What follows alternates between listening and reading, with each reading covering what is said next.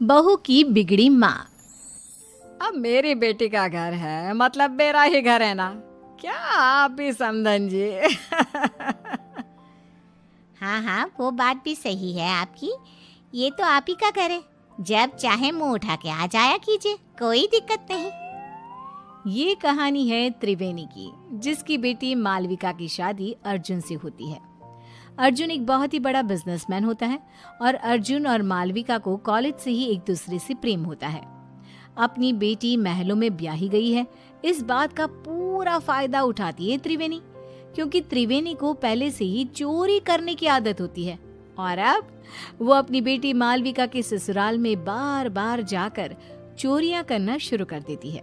तो चलिए देखते हैं कि कैसी है इस बिगड़ी हुई माँ की कहानी। मम्मी, सासू माँ, ये लीजिए नाश्ता। माँ, ये बिस्किट्स आप मत खाइए, ये शुगर फ्री बिस्किट्स सासू माँ के लिए हैं, इन्होंने खास विदेश से मंगवाए हैं।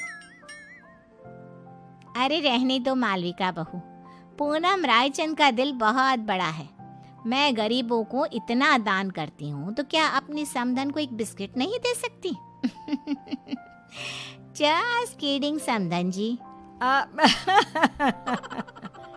और हाँ मालविका बहू, आइंदा से तुम ये नौकरों वाले काम बिल्कुल मत करना। इन सब के हाथों में क्या मेहंदी रची है? मालकिन, वो पिछली बार सोने और चांदी के बर्तन हमसे टूट गए थे, इसलिए हमें बड़े साहब ने रसोई का काम करने से मना किया है। अरे चिल चिल, हम रायचंद हैं और इस महल में ऐसे हजारों सोने और चांदी की चीजें हैं। टूटती है तो टूटने दो, हमारे पास किसी भी चीज की कोई कमी नहीं है। ये सब सुनकर त्रिवेणी के मन में लालच का प्रकोप जाग उठता है और वो मन ही मन पूरे महल को निहारते हुए कहती है, हाय, अब जब ये पूनम रायचंद अपनी जुबान कह रही है, फिर तो इस घर पे भी हाथ साफ करना ही पड़ेगा। अपनी बेटी का ससुराल है तो क्या हुआ, इसमें कोई लाज शर्म नहीं। उल्टा मैं तो भाग्यवान हूँ कि मेरी बेटी एक महल की बहू बनी है। त्रिवेणी अब रायचंद मैंशन में रोजाना आना शुरू करती है और वो चुपके से पूनम के कमरे में घुसकर उसकी अलमारी से उसकी साड़ियाँ और गहने चुराती है और अपने बैग में लेकर पीछे के गेट से रफू चक्कर हो जाती है। पूनम जब हॉल में आती है तभी, अरे मालविका बहू, समधन जी कहाँ चली गई? अभी तो यहीं थी। सासू माँ, वो मम्मी को ना आज मंदिर जाना था, आज कोई बड़ी पूजा है वहाँ, इसलिए वो चली गई। पूनम जब अपनी साड़ियाँ और गहने गायब दिखती है तो, ओफो, लगता है फिर से मैं अपनी साड़ियाँ और गहने कहीं रख कर भूल गई। लगता है लॉन्ड्री में गई है साड़ियाँ और गहनों को पॉलिशिंग के लिए दिया होगा। पूनम को भूलने और लापरवाही की आदत थी और कोई भी चीज़ यहाँ से वहाँ हो जाए तो वो उसका कसूर अपनी लापरवाही पर थोप देती, जो कि सच नहीं था। ये बस पूनम के मन का भ्रम था। ऐसे ही त्रिवेणी कभी रसोई में से चांदी और पीतल के बर्तन, कभी महल के मंदिर में से महंगी मिठाइयाँ, कभी कोई फोन, कभी कोई घड़ी, तो कभी तिजोरी से पैसे चुराती रहती और महल में कानों कान किसी को भनक तक नहीं लगती। एक बार, अरे ये क्या मालविका, हमारी तिजोरी खाली और खुली क्यों है? इसका मतलब घर में चोरी हुई है। तुम रहती कहाँ हो? तुम्हारा हमारे कमरे ऊपर ध्यान नहीं रहता है क्या? ये क्या बेतुकी बात कर रहे हो आप अर्जुन? मैं इस घर की बहू हूँ और मेरे कंधों पर दुनिया भर की जिम्मेदारियां रहती हैं। अब क्या मैं कुर्सी लगाकर कमरे में बैठकर चौकीदारी करती रहूं? वही रह गया है क्या? पूरे महल के हाउस कीपिंग स्टाफ और सिक्योरिटी को एकत्रित किया जाता है और सबकी तलाशी ली जाती है। पूनम को अब समझ में आ जाता है कि पिछले कुछ दिनों से सिर्फ उसकी ही नहीं बल्कि महल की काफ़ी चीज़ें भी गायब हो रही थी। पूनम का पति इंद्रेश कहता है, अरे पूनम, तुम खामखा अपने आप पर भुलक्कड़ होने का, लापरवाही होने का शक कर रही थी, जबकि चोरियां सिर्फ हमारी ही नहीं, पूरे महल की चीज़ों की चोरी हो रही थी और मालविका बहू और अर्जुन की भी कई सारी चीज़ें गायब हुई हैं। महल में सिक्योरिटी इंचार्ज बोलता है, बड़े साहब, हमने ये बात आपको बताने की कोशिश की, लेकिन पिछले कुछ दिनों से आप शहर के बाहर थे और मालकिन जी भी दिन भर बाहर रहती थी, तो बता ही नहीं पाए। महल में छोटी सी छोटी चीज़ें भी चोरी हो रही है। ये बात तो अब बहुत गंभीर हो गई है, और तगड़ी सिक्योरिटी तैनात कर लो।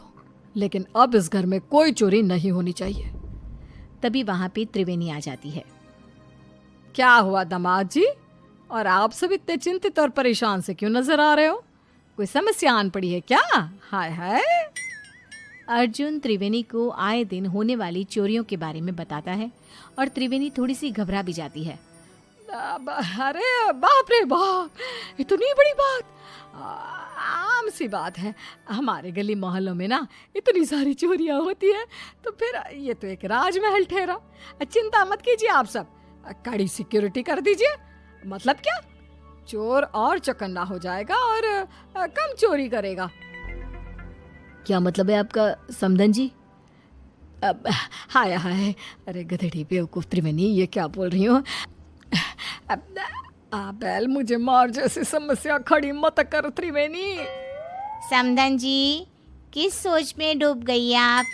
अब कुछ भी तो नहीं समधन जी, समधी जी, मैं तो बस ये कह रही हूँ कि आप अपना सारा सामान सहज के छुपा के रखिए, इसमें भलाई होगी आपकी।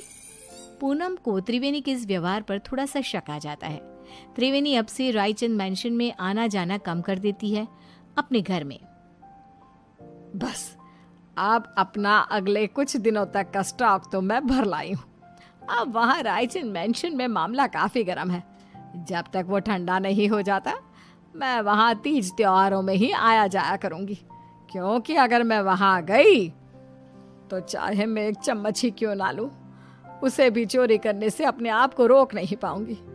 क्या करूँ, आदत से मजबूर जो हूँ। और बेवकूफ रायचंद, उन्हें तो पता भी नहीं कि आस्तीन का सांप रोज उनके घर में आकर चोरी करके जाता है।